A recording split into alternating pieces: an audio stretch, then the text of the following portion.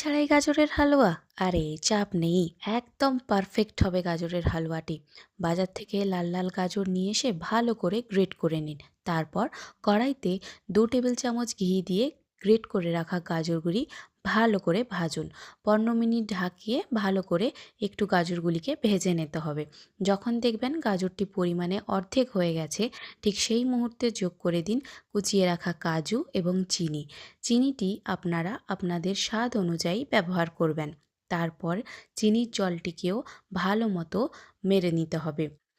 চিনির জলটি শুকিয়ে গেলে দিয়ে দেব খোয়া। খোয়াটি ভালো করে গাজরের সাথে মিশিয়ে নিতে হবে।